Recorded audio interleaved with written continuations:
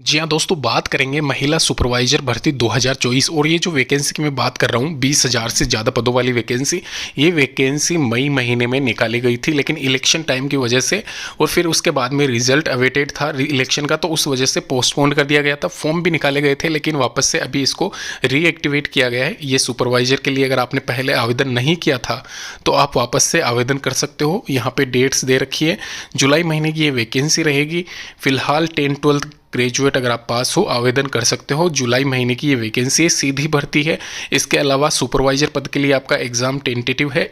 साथ ही साथ कार्यकर्ता वाली जो पोस्ट है, आशा सहयोगिनी वाली वो पोस्ट है, उसके लिए कोई एग्जामिनेशन नहीं है, सीधी भर्ती है, ये आप ध्यान रखना। और इसकी ऑफिशियल वेबसाइट पे भी जाके पूरा डिटेल डिस्कशन करेंगे।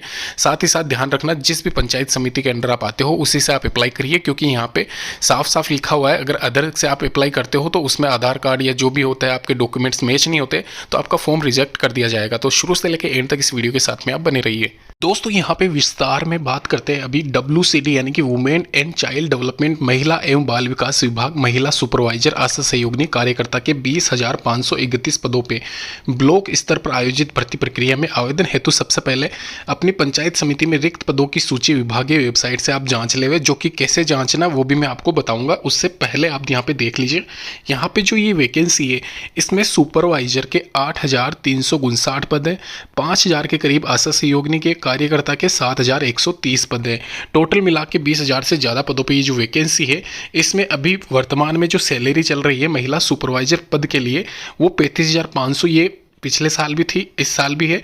यानी कि ये जो सैलरी है, ये सैलरी मैं आपको बता दूं, यहाँ पे आप ये मान के चलिए 30,000 से 32,000 के बीच में रहेगी। और ये सैलरी आपकी प्रोबेशन पीरियड कंप्लीट होने के बाद में 2 साल के बाद में, 2 साल का प्रोबेशन पीरियड होता है, उसमें आपकी इससे आधी रहती है, यानी कि 15,000 16,000 के करीब रहती है।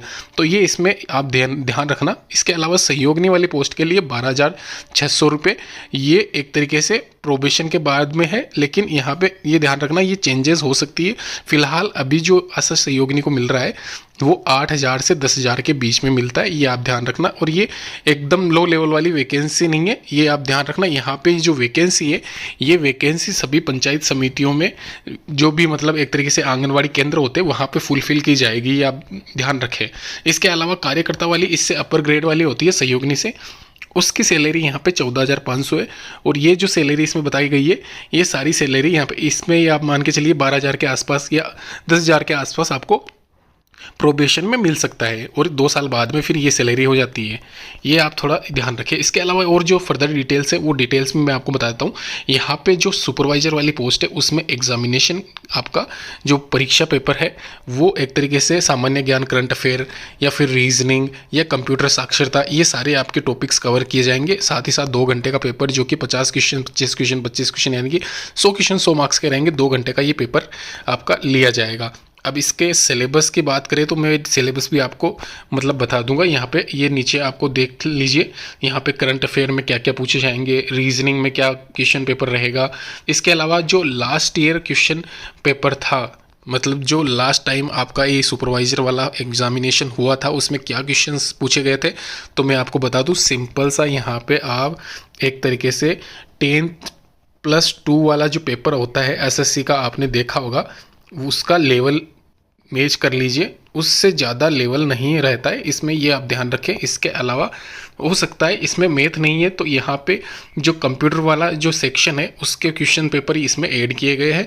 इसके साथ ही साथ यहाँ पे चयन प्रक्रिया एक तरीके से शॉर्ट लिस्टेड आपकी की जाएगी। ये मैं नीचे वापस से स्क्रॉल कर लेता हूँ ऊपर। यहाँ पे जो एग्जामिनेशन है वो एग्जामिनेशन यहाँ पे खाली सुपरवाइजर पोस्ट के लिए है। इसके अलावा दोनों ही वैकेंसीज के लिए कोई एग्ज़ाम नहीं होगा, सीधी भर्ती है, डायरेक्ट रिक्रूटमेंट है, यानी कि अंकों के आधार पर जो कि आपने 10th या 12th में अर्जित किए हैं उनके आधार पर आपका सिलेक्शन होगा, ये आप ध्यान रखना। इसके अलावा यहाँ पे जो भी मेरिट लिस्ट बनेगी वो फर्स्ट लिस्ट सेकेंड लिस्ट के आधार पर आपका सिलेक्शन किया जाएगा। यहाँ पे ये देख लीजिए, जो कार्यकर्ता वाली पोस्ट है 10th क्लास पास रखा गया है, सॉरी मैंने आपको 12th क्लास बताया। यहाँ पे सहयोगिनी वाली पोस्ट के लिए 8th क्लास, यानी कि इनमें जो आपने अंक अर्जित किए हैं 40-50%, 60% जो भी आपके हैं उसके आधार पर आपका सिलेक्शन होगा। जो भी पंचायत समिति में आपके फॉर्म लगाए जाते हैं 10, 15, 20 जितने भी लोगों ने लगाए होंगे उनके मेरिट लिस्ट में तभी आपका नंबर आएगा जब आपके नंबर ज़्यादा होंगे। और ये भी हॉरिजॉन्टल रिजर्वेशन वाइज, यानी कि SC ST या फिर जो भी आपकी कट ऑफ रहती है वो उस हिसाब से ही, मतलब जैसे कट ऑफ निकलती है वैसे ही आपकी मेरिट लिस्ट जारी की जाएगी। तो ये आप निश्चित रहिए कि अगर आपके 40-50% भी है तो आपका सिलेक्शन हो सकता है। इसमें कैटेगरी यहाँ पे मैटर करती है, साथ ही साथ कौन सी लिस्ट निकल रही है वो भी मैटर करती है, क्योंकि सेकंड लिस्ट थर्ड लिस्ट तक यहाँ पे जाती है। और थर्ड लिस्ट में आराम से किसी भी महिला के 40-50% भी है तो भी सिलेक्शन हो जाता है। तो ये आप ध्यान रखना, इन दोनों ही वैकेंसी के लिए कोई एग्जामिनेशन नहीं है। इसके लिए एग्जामिनेशन होगा जहाँ पे 12th क्लास पास मांगा गया है पर्यवेक्षक के लिए। आवेदन कैसे करना है वो मैं आपको बता दूं। 6/7/2024 से लेके आप 28/7/2024 तक आवेदन कर सकते हो। यानी कि अभी जो रिसेंट में ये वैकेंसी निकाली गई थी एक तरीके से जून से पहले, यानी कि अभी जून में जो यहाँ पे अप्रैल महीने में ये वैकेंसी निकली थी। मई महीने में इसको पोस्टपोन कर दिया गया था 5-10 दिन के बाद में, क्योंकि इलेक्शन का टाइम था और उसके बाद में फिर रिजल्ट अवेटेड चल रहा था इलेक्शन का।